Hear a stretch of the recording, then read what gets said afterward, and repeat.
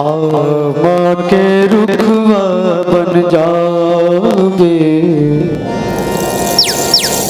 गोदा के फुलवा बन जावे। आमा के रुखवा बन जावे, गोदा के फुलवा बन जावे।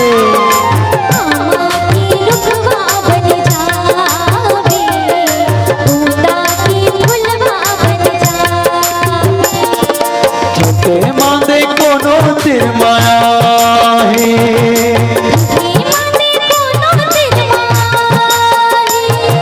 जी भर के सेवा बजावे, आमा के रुखवा बन जावे, गोदा के फुलवा बन जावे।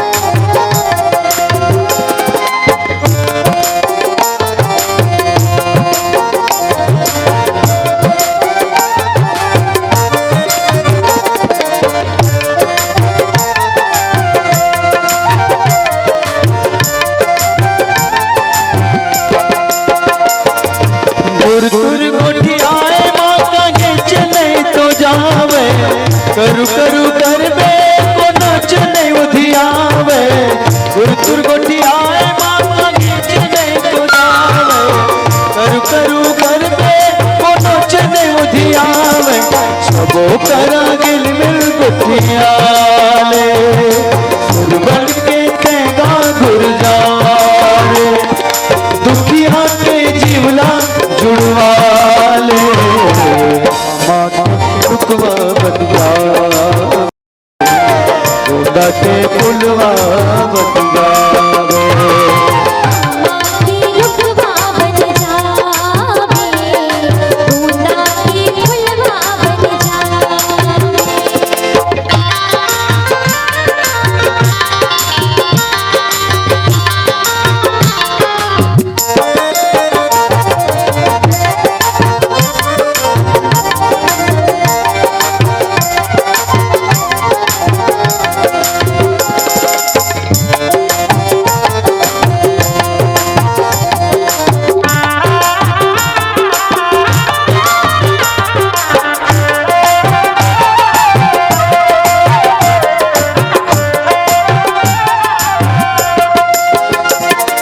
कोयली के बोली सबों के मन भावे, कौआ के बोली को नचने सुनावे। के बोली सबों के मन भावे,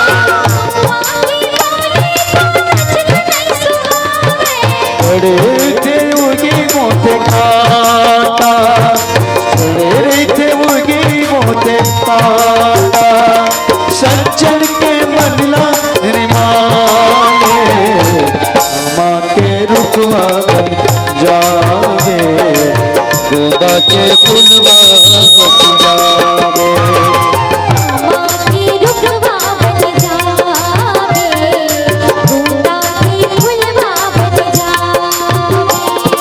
थके मांदे कोनो तिर माया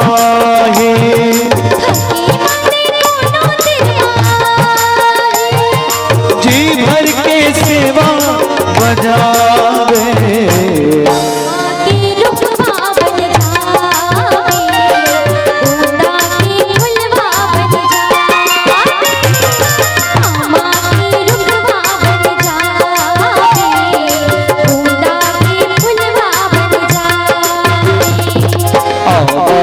रुकवा बन जावे, गोदा के रुकवा बन जावे, आमा के रुकवा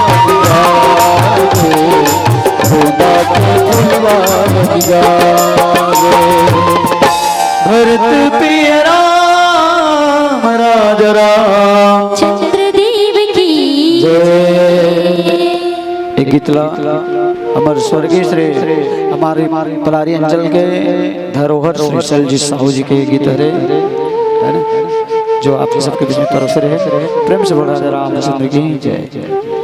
अगर आपको हमारा ये वीडियो पसंद आया हो तो लाइक, कमेंट और सब्सक्राइब ज़रूर कीजिए।